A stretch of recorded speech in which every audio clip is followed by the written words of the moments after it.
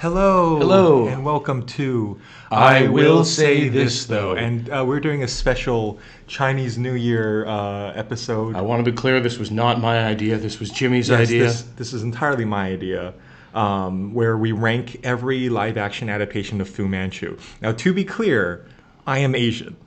I'm Asian. What's your Yajora? See, that's proof that I'm Asian. I am Chinese. Yeah. But are you Manchurian? I'm Han Chinese. Do you support the Qing dynasty? Because he's Manchu, right? Is that the one that... Do the guys who come in like the 1600s? They displace the Ming and are eventually overthrown in the revolution in the Boxer Rebellion? We'll talk about the Boxer Rebellion. It's good that you have some historical knowledge because I don't. I watch a lot of kung fu movies, and so I know that the Qings are not well thought of, and the Mings make nice vases and are fairly well thought of. Are they the one that put down the Taiping Rebellion? I don't know. At the same time as the American Civil War? Like, is that who they were? The Qings would be in power at the same time as the American Civil War. It's probably them. The main thing I know is that they burned down the Shaolin monasteries. Yeah. We'll look it up later. You know what? Let's look it up now. Okay. Deep dive into the history of the Qing dynasty. Taiping Rebellion was the bloodiest civil war. Yep, the Qing dynasty.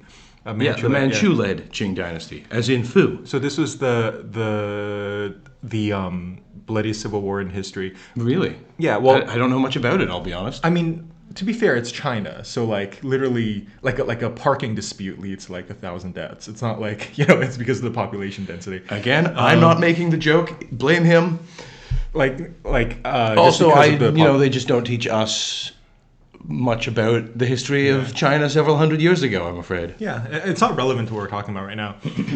But anyways, okay, so today... I think in that conversation, we may have already said more about Chinese history than Sax Rohmer knew when he created the character of Fu Manchu. Correct. So for you guys who don't know, Fu Manchu is like this, the archetypal yellow peril villain created in 1913, I think, by Sax Rohmer, something around like that. Then. It was a series of novels. He's sort of a proto-Bond villain, and you can definitely see his influence on certain Bond villains, most notably Dr. No, who is a similar yellow peril character.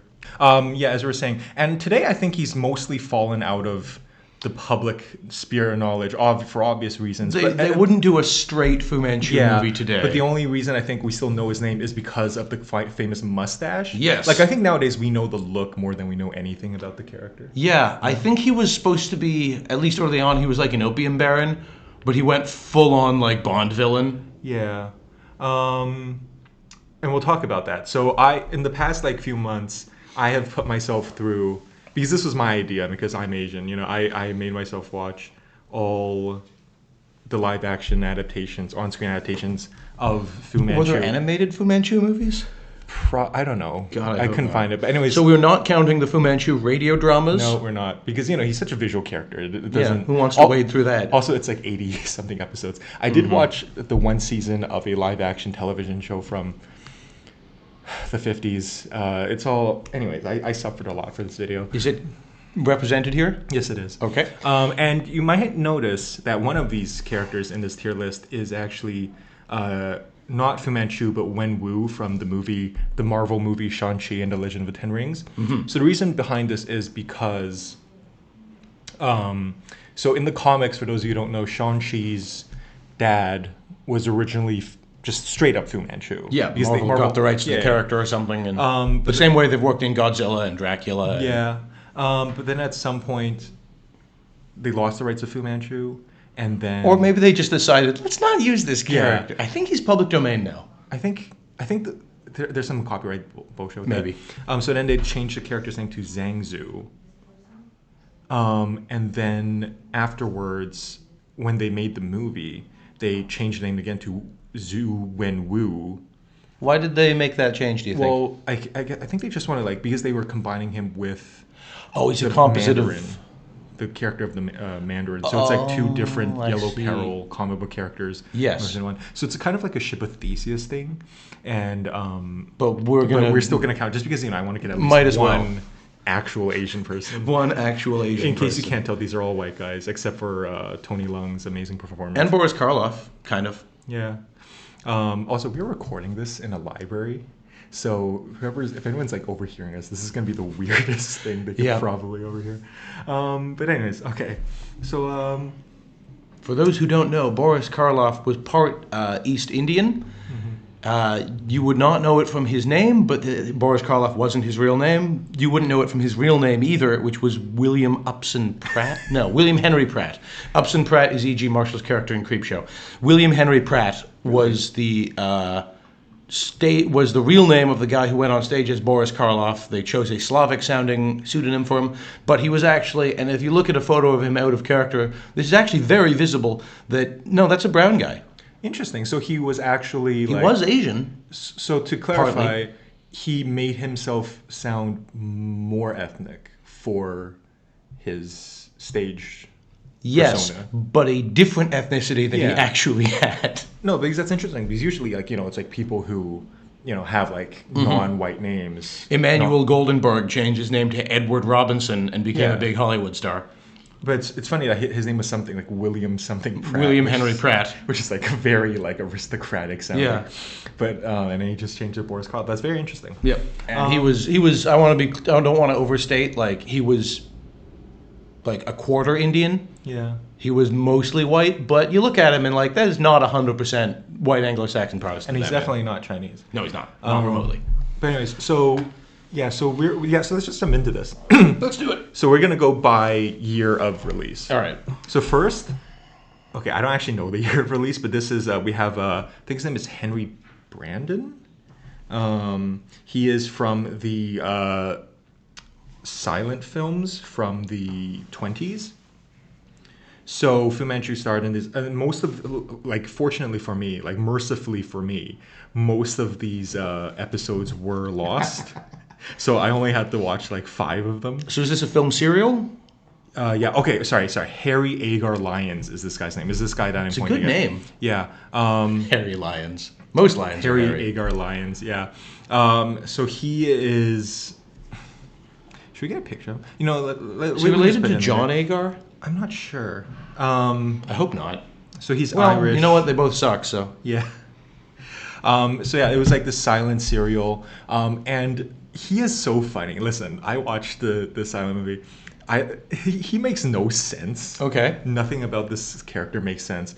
First of all, interestingly enough, and one of the episodes starts with a title card saying, Fu Manchu isn't Chinese, but takes on Chinese, like, aesthetics and stuff. Does that make it better? Yeah, I think it makes it better because he's like, it's for, like, makes it seem like... He's just like a white guy with a cultural fetish. He's the Rachel Dolezal of China. But you know what was really funny, though, is, the first episode I watched, by the way, Nayland Smith is the good guy in these movies. Fu Manchu's the bad guy. It's always Nayland Smith versus Fu Manchu. Yeah. So Nayland Smith, and Nayland, what a name. He's like, doing stuff, and he gets captured by Fu Manchu, and Fu Manchu starts talking, and I swear to God, Fu Manchu's like dialogue title cards are written in the Chinese restaurant. Oh my God. They're written. The font? Yeah, the font. Is it in that like speaky English kind of thing of I don't know. Now you, my prisoner. No, I think the English is normal. I think there's how do we make it absolutely I guess because they wanted to convey that Fu Manchu is smart and cultured. He's usually got a pretty good grasp of the English language, right? Yeah. But it's just like, how do we convey a Chinese accent through the silent movie font, font, and ethnic-looking font? You know what font I'm talking about, right? Like the one I can more or less picture it. Yeah, and I just died laughing. And then there was this other. Okay, so here's one of the plots of the episode. It's the same font that Disney uses for Mulan. I'm not sure, but the racist font, the racist version. Yeah. Another one is like he lost like a jewel or something because Nayland Smith found a jewel, and he captures Nayland Smith, and he's like, "Oh, I need that jewel back because I joined a secret organization, and if I don't produce it, they'll kill me." Sure. And Nayland Smith's like, "Okay, here, have it back," and that's the whole episode. It's just he just gives it to him. He's not like, now I have leverage over you, Fu Manchu. He's just like, "Okay, here, I will let them kill you." Oh, I don't want the secret organization to kill him. That would be rude. Well, Fu Manchu was like threatening death to Nayland Smith, and Nayland Smith just like gives him like, "Oh yeah, sure, here, have it back," and that's the end. Oh, okay. It's just like this petty like thing that's just resolved. Because from what I've seen of serials, like I watched The Phantom Creeps a little while ago, which is a lot of fun, and they mostly do end on like a cliffhanger. By... Well, no, this one... Okay, this isn't a serial. It's very episodic, I think. Okay. I think I misunderstood what serial means. Well, a serial can still be episodic. Okay. It just means that it's a series of, like, I don't know, half-hour-long things they play in the theater between the features. And then another episode was... Fu Manchu creates, like, a monkey creature... I like this already. That attacks... Nayland's... It's just... Is it... Do they use an actual monkey, or is it like a No, guy it's a guy in a gorilla suit? It's actually terrifying. I love old movie gorilla suits so much. It's actually the scariest thing. It's probably Bob Burns or Crash Corrigan or somebody in there. Like, other than the yellow face, the monkey is actually terrifying. It's actually such a great Awesome. effect. Anyways, I'm going to put him in B because he's very entertaining. He's, like, probably the least other than the one that's, like, you know, Tony Leung. He's probably the least racist one of the non-Chinese people playing the character. What about Nicolas Cage? We'll get there. But because, you know, he for some reason, he's explicitly not Chinese. Yeah, I like that, actually. Even though he speaks in a Chinese... Nayland Smith is like, dude, what's that voice you're doing? It's very disrespectful. And he did make me laugh many times. All right. Okay, so he goes in B. And before we move on, you might notice he doesn't have the Fu Manchu mustache. No, he's clean shaven. Yeah, we'll put a bigger picture up in editing. But which is interesting because I think they're still building the character. Now the next Fu Manchu, end of the 20s, is Warner Oland. We talked about him last time. Yeah. He played Charlie Chan a bunch of times as well, and he's the bad guy in The Werewolf of London. Yeah. Now, okay, are you ready, Danny? Bold. Warner Oland goes in S tier. Now listen, let me explain. I'll hear you out. Yeah, yes, he is, a white guy playing a Chinese guy. But also his version of Fu Manchu is mostly white, and he had a bit of Mongol. He is, for some reason, he is like the most sympathetic version. Okay. Of all these, like, okay, so here's the backstory for this, and I don't know if this is in the books or not, because none of the other adaptations of Fu Manchu address this, but like in Warner Oland's, he's in 3 movies. All right. He's in I think The Mystery of Dr. Fu Manchu, The Return of Fu Manchu, and A Dragon's Daughter or something, Daughter of Dragon, which is about his daughter. And spoiler alert, he dies, and then his daughter takes over. But so he has you can get like a whole Warner Oland Fu Manchu trilogy, like viewing experience. So if I want to, in sure. the first movie, it takes place during the Boxer Rebellion. Okay. Which was, I think, like the Europeans, versus and the Boxer, they were rebelling against Western imperialism. Yeah.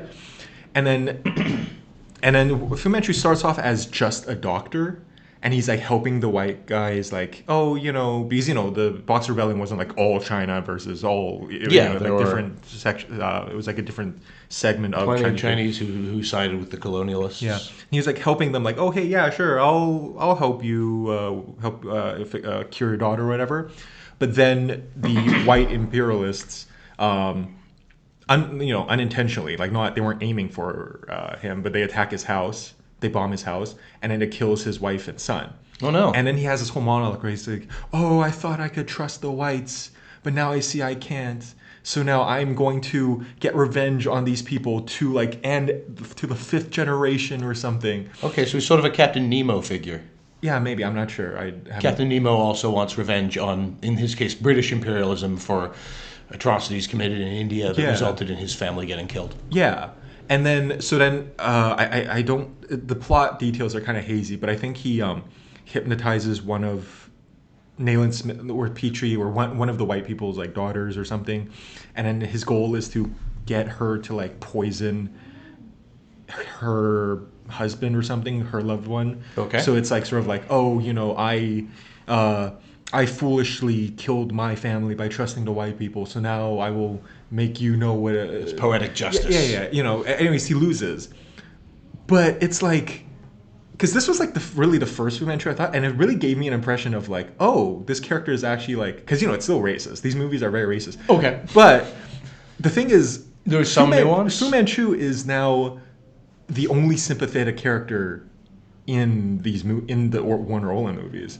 Because, the main character, the good guys, are just friggin' racist. But are they supposed to be likable? I don't know. Because the movie really does give Fu Manchu a sympathetic backstory, and it doesn't really do much for, Nayland Smith or Petrie or whoever those, I forget their names. Isn't Petrie the Pteranodon from The Land Before Time? So Nayland Smith has a Watson character called Petrie. It's like just a full-on Sherlock Holmes. I'm just fully picturing him, Nayland Smith, walking around with Petrie on his shoulder, being like, "Ooh, we fly now." Yeah. But yeah, like I don't know if it was intentional or not, but the Warner Oland Fu Manchu movies, or at least the first one, really does like have a lesson for white people in the sense of, hey, maybe don't like bomb a bunch of innocent people, or else they are collateral damage is bad, actually. Yeah, or else it's just gonna make their people hate you, and with good reason. Yeah. All right. Interesting. Nothing to do with anything happening right now in the world, of course, as we record this in December of 2023. Anyways, moving on. Warner Oland, S tier. Okay. Moving on. So after Warner Oland. Yep. I have not seen any of these films. Mm-hmm. I will not be disagreeing with any of your rankings. This is entirely you. I will simply ask incisive questions. Yes. I don't think if Danny was doing this, I don't think he would feel comfortable putting I wouldn't. A guy in yellow face. I wouldn't. I'm not the guy to rank these. I'm not ranking these based on like how racist or not racist they are. They're all racist, other than Tony Leung. But it's just this version of Fu Manchu is the best, as you'll see. Because right after Warner Oland, I believe the next one was Boris Karloff. I love you, Boris, but yeah. So Boris Karloff goes in D. Pretty bad. The Mask. I think the Mask of Fu Manchu. That sounds right. I don't know if there's anything specifically bad about.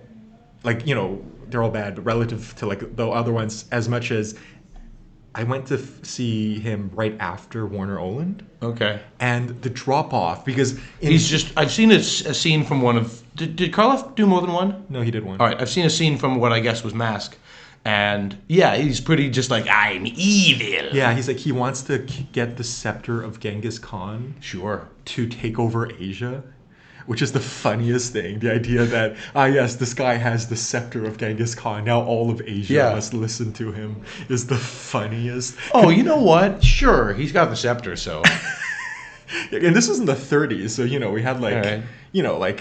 A little bit like how Hitler thought getting the Spear of Longinus would make everyone in Europe be like, oh, we got it. Could you imagine if that happened, though? It just unifies Japan and China and Korea. Japan famously loved Genghis Khan and had enormous respect for his leadership and wanted nothing more than to be part of the Khanate. Oh, so maybe if... That's the opposite of what happened. Oh, that you're joking? Yes. Oh, okay. Yeah. So the Mongols tried to invade Japan. Their ships got smashed in a big storm. Japan decided that storm was sent by the gods to save them, and that is why it's called a kamikaze, I think. Interesting. It means holy wind. I do really wish Fu Manchu, because we could have avoided many deaths if Fu Manchu did suddenly unite all of Asia. In the 30s? In the 30s, yes. Wow. We could have, like the entire Pacific theater. Now, does that include the various Southeast Asian islands, like Indonesia? All of it. As soon as he gets a scepter, all Asians everywhere. So like in the SpongeBob movie, like all hail Fu Manchu at the same time. Anyways, I'm pretty sure that's what happens, and I don't know. It's been a while since I watched it, but it's something like that. Like he's just like some Saturday morning cartoon. Yeah. It is funny though, because it's the one point he's doing surgery and he wears you see Fu Manchu, Boris Karloff in Fu Manchu makeup wearing like a surgical mask. The surgical mask of Fu Manchu. Exactly. That's where the title comes from. I think the movie's called The Mask of Fu Manchu. I could be wrong. Anyways, we'll figure it out. If we're wrong, that joke didn't work. Whatever. Who cares if I'm wrong? I think you're right. Yeah. So after Boris Karloff, Fu Manchu, I'm pretty sure what's next is this guy who was in a bunch of Republic serials, a 15-episode Republic with the serial guys. I think his name was Henry Brandon. I'm just gonna double check. Yeah, Drums of Fu Manchu, Henry Brandon. So Henry Brandon. This is it's like the same thing as the Boris Karloff one. His whole goal is to conquer Asia with some artifact from Genghis Khan. Yeah, all right. I do like that they pronounce it Genghis Khan, which is closer to the actual pronunciation, I believe. Yes, it was. It's sort of a soft G. But, yeah, so what happens in this movie? I'm going to put him in C. Because you can't remember it that well, let's put it mid. Yeah, because, I don't think he was significantly better or worse than Boris Karloff. I just think the drop-off of quality between the sympathetic Warner Oland to Boris Karloff made me sour on Boris Karloff. Well, Werner Oland was best known for playing a problematic hero, Charlie Chan. Yeah. Karloff was best known for playing actually a very sympathetic villain. Oh yeah, Frankenstein's monster and also the Mummy. Yeah. You know, it's kind of funny because with Boris Karloff, like all the humanity from Werner Oland just completely evaporated. Yeah, but like also all the humanity from Frankenstein's monster and Imhotep also vanishes. Yeah. Odd. But so Henry Brandon, this 15, I don't remember anything that he does. I think Henry Brandon might be like the most generic Fu Manchu. Like if you just picture Fu Manchu, all right, it would just be Henry Brandon. And yeah, I think that's all I'm going to talk about Henry Brandon. Yep, that's a white guy in yellowface, all right. Yeah, he has some good evil moments. Like one time he's torturing a guy and he's like, "Oh, you want some water? Here," and he pours it in the sand next to him. All right, like, that's the only scene I remember from the entire. That's stone cold. Yeah, and then after Henry Brandon's 15-part Republic serial, we have Glenn Gould, the piano player. Oh no, Glenn Gordon. Glenn Gould. Played Fu Manchu. No. Bold move, given that he's not an actor. Glenn Gordon played him in a 1950s TV show, which only lasted for one season. Mm-hmm. They were supposed to, they were in negotiations with Sax Rohmer to do 70 episodes. Thank God they did not. Or yeah, you'd have to watch all of that. I would have tortured. I would have killed myself. We're just not done this video. Choose something else. Yeah, we would have just not done this video. Well, no, listen, I'm enough of a completionist that I would have done that. Okay. But he, what did he do? Oh yeah, okay. I remember. So I watch all of it on YouTube. Someone uploaded on YouTube. I watched it with the playback speed on like 2 times to get through them. Just get it done. But he actually did have a few, like in the same way that Harry Lyons had some like really funny things that stick in my mind. Glenn Gordon. Okay, so every episode of this show ends the same way. Mm-hmm. So where Fu Manchu is defeated by Nayland Smith. Of course. And then Fu Manchu has a chessboard in his lair. He picks up the Black King, breaks it in half, and tosses it on the middle of a chessboard. Is it the same footage every time? Same footage every time. Okay. Which also raises the question of is it even wise to make a TV show centered around the villain? Because every episode is just unless he's one of those like villain protagonists like Thomas Shelby or Tony Soprano. But he's not. He's just like he's there is a good guy. There is a hero they're supposed to root for in Nayland Smith. And the titular Fu Manchu, who's supposed to be the sinister evil mastermind, just loses every episode. I'm trying to think of one that worked, but if you were to make a show that did that and was good, it would have to be very short. Yeah. Like Faulty Towers is centered around the villain. But is it like it's centered around the villain, but is the villain like also the protagonist? Yeah, oh yeah. Oh, interesting. So, but you're supposed to like laugh at the villains, right? I want to be clear. Faulty Towers is a sitcom. Okay. You could also make the same point about Seinfeld and whatnot. Yeah. It's one of these sitcoms that derive, except Seinfeld lasted a while. Yeah. Faulty Towers, there's 2 seasons, and they're good. But it derives most of the comedy from look at this idiot, look at his schemes fall apart around him, and it's his fault. As opposed to Fu Manchu, where the intro always builds up Fu Manchu as he is the most evil, he is the Satan incarnate, like literally calls him like Satan incarnate, and in every episode he just like ends with the same. He's just like sitting pathetically at his chessboard and breaks the Black King in half because he loses to. I like it that he chooses the Black King, like he's tacitly identifying as the bad guy. Yeah. But okay, so some other episodes I remember from this. Is he enjoyably evil? Is he like a fun villain at least? I guess he always like smiles when he talks, like I'm yes, like oh god, that sort of thing. All right. Also, there's this one episode where apparently Adolf Hitler is alive. They don't show his face, and this is a 50s show. Yeah. All right. And then they do surgery on Adolf Hitler so he looks like someone else so that he can come back and take over the world again. And Adolf, he's like friggin' like, so whoever playing Adolf Hitler is having a blast. Like he's not like doing a German accent, but he's like someone playing Adolf Hitler post plastic surgery, and he's just like, I'm Adolf Hitler, and then he gets shot to death by the. Good. Does he team up with Fu Manchu, is Fu Manchu like even I am not evil enough to side with it? Okay. Fu Manchu puts into plan. Oh yes, my buddy Adolf Hitler. I'm going to do surgery on him. We're going to be allies. Because China and Germany were on the same. I know, it doesn't make any sense. Not at all. Anyways, I'm gonna put him in B because just like Harry Agar Lyons. He's at least kind of fun. Yeah, like there are funny things from them that stick out in memory. So I got enjoyment out of watching it. That made me laugh really hard. Excuse me. Next we have Christopher Lee. Oh, Chris, why? F tier. Worst. Castle of Fu Manchu is one of the most boring things I've ever seen. Yeah, listen, you can be many things, okay? You can be racist. I mean, don't be racist. I'm not saying... Please don't. I'm saying... I'd rather be boring than be racist, actually. Yeah, but, from my point... Yeah, but, as someone who is Asian, I can say... I can handle watching Yellowface. I can't handle watching freaking Christopher Lee making the exact same face in all his lines. He never emotes. You could replace him with a mannequin. He's the least Chinese-looking person who ever lived. I don't know if it's like the makeup made him unable to move his face or something. Maybe. But it's just like he doesn't... I know that in a couple of these he was just completely checked out. Yeah, I think all of them he was completely checked out. He doesn't do any acting. He agreed to make them because he was really sick of playing Dracula, but...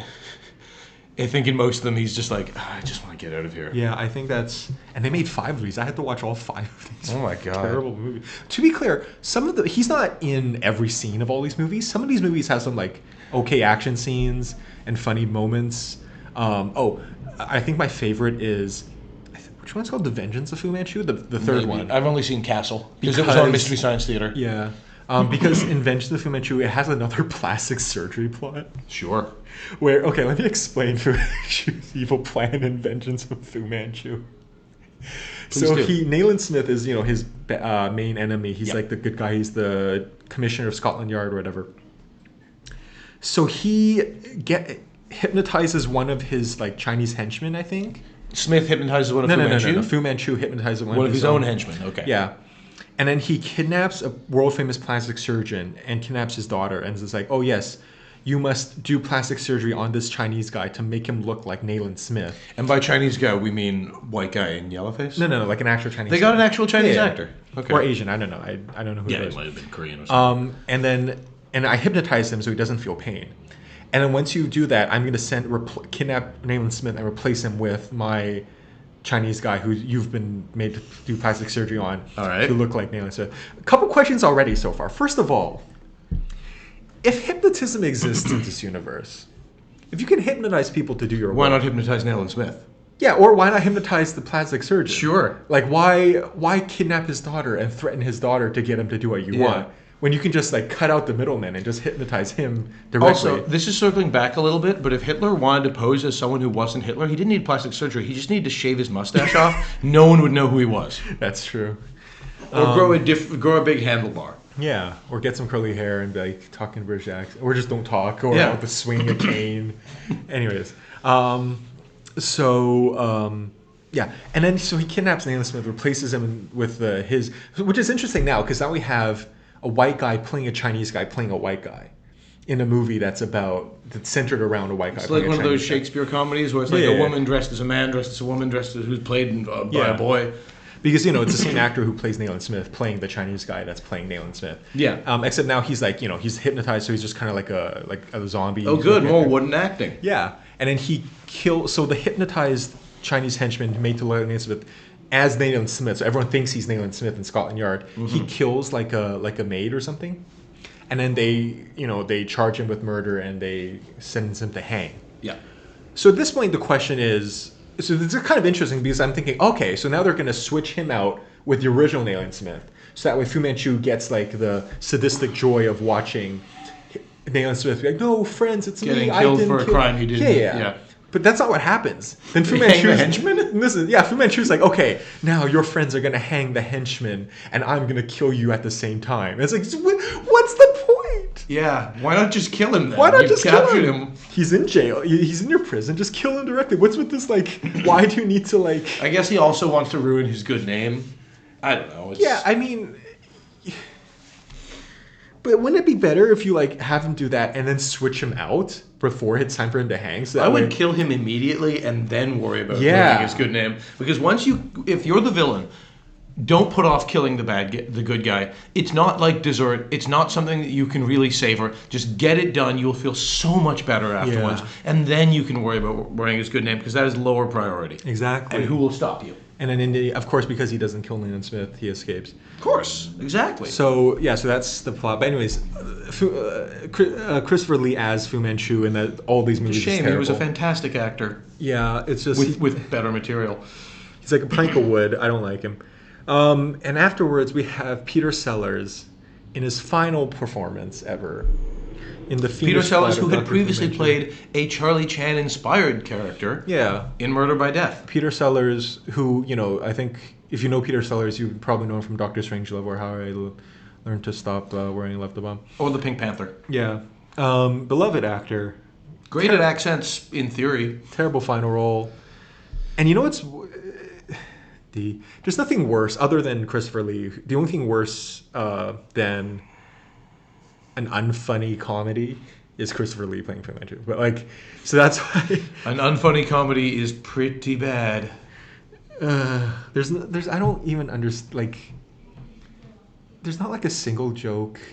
I'm trying to think. Is there anything? Because Harry Agar Lyons made me laugh. Because I'm willing to defend Murder by Death and Peter Sellers' Charlie Chan character in that. It is problematic in many ways, but I know enough about the Charlie Chan character to at least get what they're doing and okay, some of this is kind of funny. And they did get an actual Asian guy to play his number one son, just like the Charlie Chan movies did. There's a defense to be made. Yeah. It still doesn't age super well, but there is a defense to be made. I'm not even saying, I'm sure Peter Sellers playing Fu Manchu is racist, but it's not even just, there are a lot of, Chinese people in this movie. Okay, but it's helps. Just, none of it's funny. I'm trying to think, is there a single part of this? What is the movie called? I don't think you said the name. The Fiendish Plot of Dr. Fu Manchu. All right, good name. A young Helen Mirren is in it. Oh, I like her. As Fu Manchu's love interest. Murder by Death has a young and incredibly hot Maggie Smith. Yeah. You're saying Maggie Smith isn't hot right now? I didn't say that. Okay. What? No, there was this one part in this movie that made me laugh, and I don't remember what it was. So I guess that's not a good sign. It can't have been that good. Yeah. If you want to bump it up to C, you can. No. All right. No, let's leave it.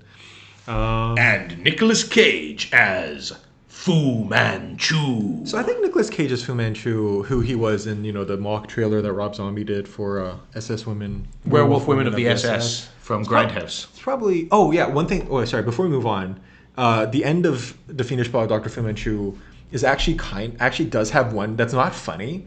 It's just this kind of touching moment where he's talking to Leland Smith, also played by Peter Sellers. All right. And they're just sort of sitting back and talking about their long history as enemies. Oh, I like that. And it's good because this is the last time. This is from 1980. This is the last time Fu Manchu and Leland Smith ever appeared together on screen. It's the last Fu Manchu movie. Yeah. We have movies official. with Fu Manchu adjacent characters in them. Yeah. But so, and it's honestly kind of nice that that's how it ends up. Yeah, I guess. Because hopefully hopefully they're never going to do another yellow face Fu Manchu movie. There are problematic characters that can be reconstructed. We talked about last time. You could theoretically reconstruct Charlie Chan. I don't know if it would be a good idea to try, but you could. I feel like Fu Manchu is just a character that we should not try to do seriously. Maybe as a punchline here and there. Yeah, speaking of Werewolf Women of the SS, I think this is I haven't seen Tropic Thunder, but I think there could be a potential, if they ever were to make a full-length version of Werewolf Women of the SS. They just finally made Thanksgiving, so... Yeah, it would have to be a meta, this is us making the movie, and Nicolas Cage plays himself playing Fu Manchu. But also, he's barely in the trailer, and even there, he feels deliberately out of place, because what does Fu Manchu have to do with any of this? And that's the joke of it, is just what? Fu Manchu, Nicolas Cage, what? So I feel even then, it would have to just be a brief cameo. Yeah. And I think it's I'd say S tier, though. It is one of those, ones where it's you could, I can't defend Robert Downey Jr. in Tropic Thunder, but I haven't seen Tropic Thunder, but I feel the whole idea of it's it's commenting on... Yeah, it's about how, the year before it came out, Angelina Jolie did blackface in an Oscar bait movie, and no one said a goddamn word about it. Really? It's called A Mighty Heart. It's a biopic of Angelina Jolie's character? Starring that is horrible. And it's the person she played is like mixed, so she's like a light-skinned black woman, but still no one said a goddamn word about it that I heard, and everyone. So Tropic Thunder is satire on like, is this something that we are considering an acceptable? We love it when Daniel Day-Lewis transforms himself for a role, but are we getting to a point where blackface is now an acceptable artistic choice? Because it shouldn't be. And I will defend Tropic Thunder. Mm-hmm. Robert Downey Jr. wasn't doing blackface. Kirk Lazarus was doing blackface. Okay. I mean, he still was literally doing blackface. Anyways. All right, but you see the distinction I'm making. I'm going to put him in B. I think it needs to be higher than that. I feel like... Well, just because, like, based on what we had, like... In terms of, like, because these are just, like, the funny ones, I think. But like, this one's really funny. It's such a good gag. Yeah, but, I mean, because, like, Tony Leung is going to go... I'm trying to think, have I seen Tony Leung in anything? I've heard his name, definitely. Okay, this might be controversial. No, I don't think I've seen him in anything I'm going to put Tony Leung's film in... well, okay, just reiterate. Under Warner Oland. Because I have a reason for this. Great monologue about people being scared of oranges. I have a reason for this. All right. Because I feel like, so once again, when they made Shang-Chi, combined Fu Manchu with Zhang Zhu, with the Mandarin, all into one character called Zhu Wenwu. What is the Mandarin's name canonically in the comics? Oh, I think it's Gene Con. Seriously? Yeah. Oh my god. Anyways, but I think the reason why I would put him under Warner Oland... Is it Qing Dynasty or Yuan Dynasty? That was a deep cut reference to Chinese dynastic history. I hope you get it. The reason why I put Tony Leung in A is because I feel like when they made the movie, they really sandpapered off a lot of his edge. You know what I mean? The character, which Marvel play it safe. Yeah, because they do have hints of like Warner Oland also embodies, like, along with the sympathetic nature of the character. Tony Leung also did, because he also loses his family member. Mm-hmm. He loses his wife, in the movie, and so they're both sympathetic.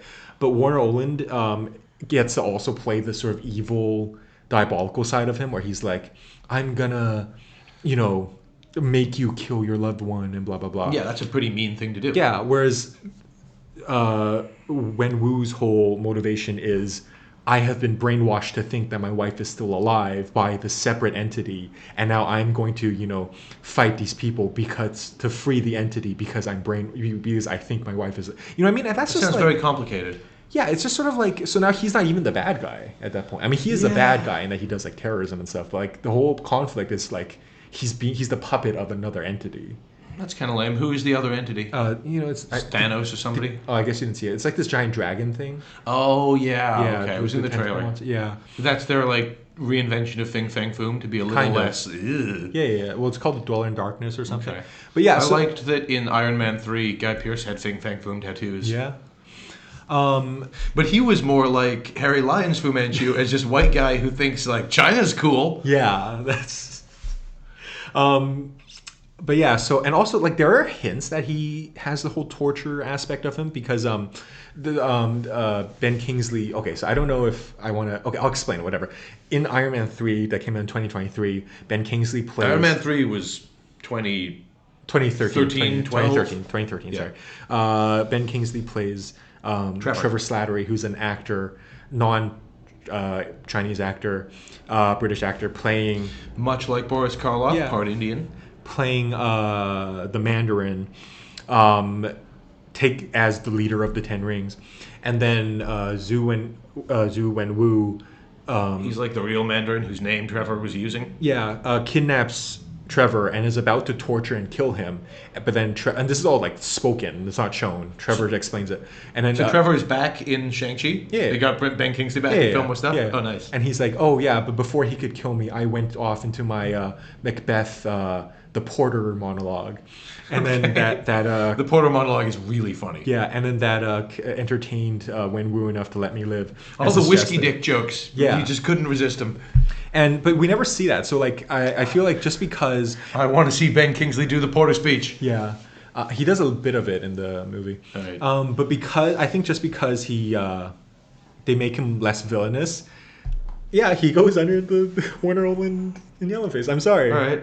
And I understand why they did that, because they really wanted it to open in China. They really wanted the Chinese government to allow Shang-Chi. Yep. But unfortunately, it didn't matter because China loved Iron Man 3. Yeah, but they did not release Shang-Chi. So it was for moot anyways. They didn't want to make a Chinese villain too villainous, so they made him extremely sympathetic to a point where he's not even doing Kind of overdid things. it? Yeah. Oh, that's too bad. You know what? Screw it. Here. And, you should the hero is Chinese. It's not like this could ever be taken as a Yellow Peril story. So, I mean, he does. Yeah, Oh, by the way, you missed it, but I moved. Yes, Nicolas and Cage I appreciate that. Yeah, but he also does have some Fu Manchuisms, because he has more in common with Fu Manchu than he does with the Mandarin.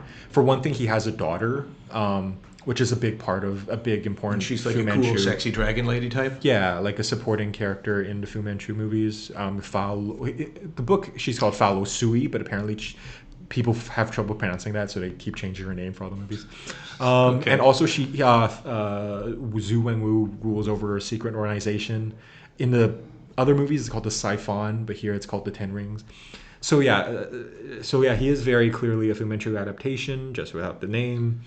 But we're not going to count a character like David Lopan for this list because he's not quite as Fu Manchu adjacent. Yeah. So that's our. That's mine. Danny did not. I put in some input. Yeah, Danny convinced that yes. Nick Cage going. It's such a funny bit. It is my Mecca. It does belong in A tier. Werewolf from the SS is the best thing that Rob Zombie ever made as a filmmaker. Yeah. So I'll just quickly go over this. F tier is Christopher Lee. You know what's interesting is that the three actors that I had the most respect for before I started watching these movies are all at the bottom. Yeah, Christopher Lee, it's Peter Sellers, especially and because Boris Karloff. Warner Oland. We don't really care about Warner Oland as an actor, so seeing him do this, sure, that's something he would do. When you see Lee or Karloff or Sellers, it's like, oh man, come on, you should be in something better than this. And also, there's not good actors. Karloff, go make Targets or something. Yeah. Henry Brandon, he's just like the default Fu Manchu. Some guy. Glenn Gould, Glenn Gordon, Harry Agar Lyons. They're the ones that make me laugh really hard, so I put them here. Nick Cage and Tony Leung, probably the only two ways you could do Fu Manchu nowadays. Yeah. One is to have them be extremely sympathetic, when played by an actual Chinese not person. call him Fu Manchu. And also not call him Fu Manchu. And the other is intentionally make fun of the concept over the top of parody of the idea of Fu Manchu. And at S tier we have Warner Oland. Although I noticed that aside from the beard and mustache, they didn't give Nicolas Cage any real they didn't do anything to his eyes. They didn't put him in yellowface at all. Oh god, if I wanted to make a ranking of who successfully looks the most Chinese. Tony Leung? Yeah. And who looks the least? Christopher Lee. Look at that nose. Yeah. That huge Anglo-Italian nose. Yeah. And Warner Oland, because he's just an actual sympathetic character who actually goes through a story arc across 3 movies. Yeah, all right. He gives a really great hammy old black and white performance. Yeah, the polar opposite of whatever Christopher Lee is doing or not doing, which is moving his face and changing his voice. I mentioned The Phantom Creeps a little earlier, which has Bela Lugosi as the bad guy, and he is chomping on that scenery. Yeah. He's leaving Dracula fangs in the upholstery. Mm-hmm. Okay, so I think that's it. So we're recording this in December, but this is probably going to go live in Happy February. Lunar New Year, everybody. Happy Lunar New Year. Once again, I'm Chinese. Don't get mad at Danny if this video offends you. But do you put PP in Coke?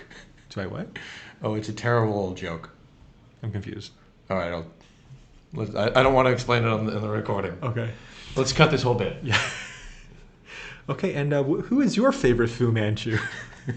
Reply in the comments with your favorite Fu Manchu. Yes. Are you a Brandon booster? Are you a Lyons stan? Okay. Does Warner Oland take the W? Okay, thank you. Okay. All right. Bye, everybody.